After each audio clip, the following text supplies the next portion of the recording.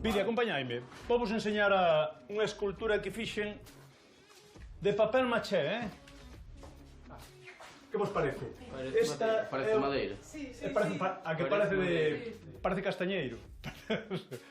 Pois está feita todo con papel reciclado, de cartóns que hai por aquí, de cartóns, periódico, todo está feito con auga, fariña e unhas gotas de lixía. Nada máis, auga, fariña, gotas de lixía e papel reciclado. E así se construiu. Eu construína con un sentido de que Florencio, que lle gustaba moito camiñar, que falaba moito das terras, que falaba das viñas, eu quería facer unha escultura que sea fácil, transportable, e con unha plataforma que teño con rodas, poño a escultura encima e levo polas viñas. A figura collina de un libro, do libro de Ricardo Gurriarán, da biografía, dunha foto que sale Florencio paseando nesta postura, sale paseando por México. Mira, se queréis, vamos para fora e vamos a sacar.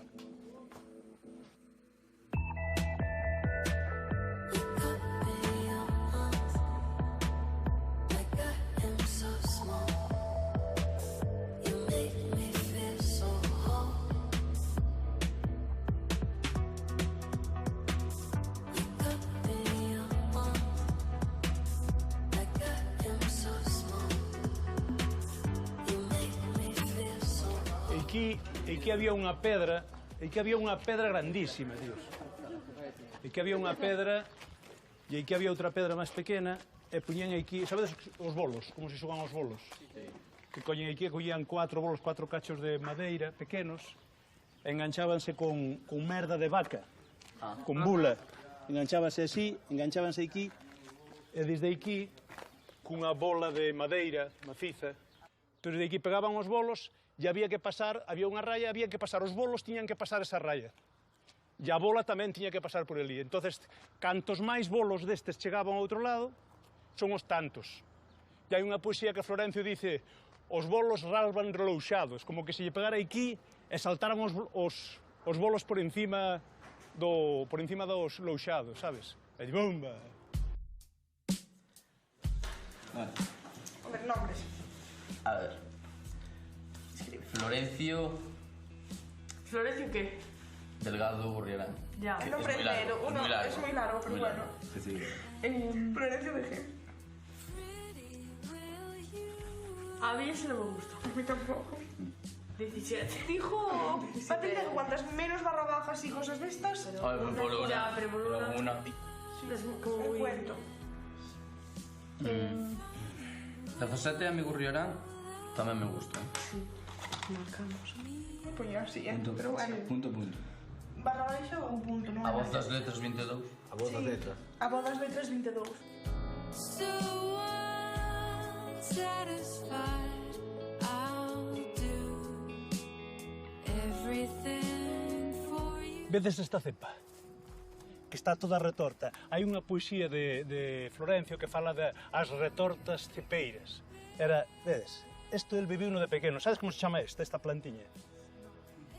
Son pámpanos. Estes despois van crecendo, faise moi largas, son as vides, que se fain os manoxos, e de aquí salen as uvas, salen de aquí, van salindo os racimos. Mira, se vedes aquí é un pequeno racimo, vedes aquí un... Vedes? É un racimo en miniatura. Anxo falou-nos moito das uvas, que é un dos principais motores económicos dali, e vese que a Florencio que tamén lle importaba, e que lle gustaba. Eso convírtese no racimo e aí de aí vai salir o viño, e Florencio, no seu momento, despois de marcharse de Córgomo cando era moi pequeno, cando se volveron toda a familia, se veu para Córgomo, que para él volver a Córgomo a vivir definitivamente, eso foi un triunfo personal para él, porque él quería vivir en Córgomo, e quería estar nesto, quería facer vendimas, quería vendimar, quería amasar as uvas cos pés, sabe? E aí sale todo, sobre todo o seu libro Bebedeira, que é o primeiro libro que publica. En Bebedeira fala dese momento das viñas, das hortas, da xente, das festas, e para ele é unha explosión da natureza e da forma de vida que hai en Córgomo. Teño a certeza absoluta de que este exercicio non só lles serviu para saber máis sobre as letras galegas ou máis sobre Florencio Delgado Gurriarán ou non lle serviu só para descubrir Valdeorras. Este exercicio é esencial nas súas vidas e dentro de 20 anos estará recollido en imaxes e será importante para eles, será importante para as súas amizades, para as súas parellas, porque non dicilo, mas será importante para os seus fillos e desde logo será moi importante para toda a comunidade educativa. Ben, pois aquí estamos ahora no cementerio de Córgomo, onde está enterrado os restos de Florencio Delgado Gurriarán. Morreu no ano 1987 e máis tarde trouxeronlle as súas cinzas aquí a Córgomo. El morreu en Estados Unidos, nunha visita que lle facía a súa filla, a súa familia, pillou no elí a súa morte. E aquí está os seus restos descansando no seu querido Córgomo. Eu pido ahora un aplauso para Florencio.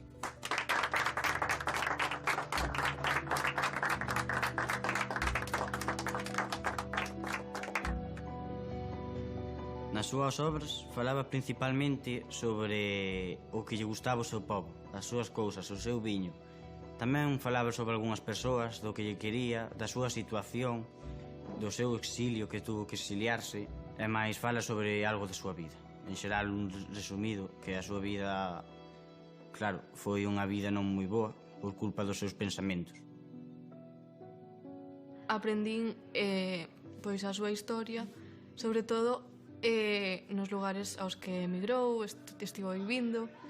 Neste tempo penso que tivo bastante forza de voluntade para continuar escribindo e contando a súa historia sen poder chegar a pensar se podería publicalos ou non.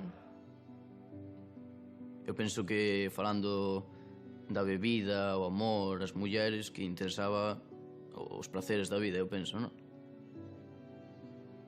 Aunque estudiara farmacoloxía, dereito, aunque fora político, ao fin e ao cabo, valoraba máis as súas raíces.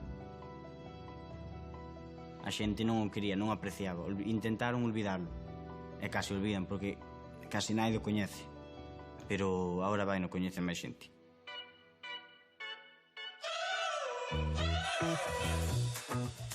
We're driving cars on a Mars tonight. We're passing off to the stars tonight. We wanna go, go. As miñas primeiras letras son cauverdianas e o galego son arotiva. Por Córgomo de Valdeorras a Santa Compaña non pasa, porque o bombiño escorrenta, medos, trazos e fantasmas. Aí ven o maio pola porta do xardín, aí ven o maio de enterar o mes de abril. As letras cauverdianas son as miñas letras, e as galegas tamén. Equipos de rabudos. Xogan co mundo o balón. Xogan, corren, driblan, centran. Hai malpocados de nós. Da antiga verde terra, a nova terra irmá. O mociño mariñeiro ven para namorar. Meu valente, barudo mozo galego, levas paisaxes nos ollos, saudades no pensamento. Teu cabelo é viño branco, os teus labios, viño tinto, os teus ollos, augardente, quixera beberte a bicos. Todo o ano divulgamos as letras galegas, facemos unha revista anual onde recollemos moitos artigos e actividades realizadas polo centro, temos actualizadas todas as redes sociais e ademais facemos obradoiros de rereifas, animamos a lectura en todos os cursos, pero este ano como vamos a celebrar? Vámonos celebrar vendo a vosa película, que é o máximo. Feliz Día das Letras Galegas 2022.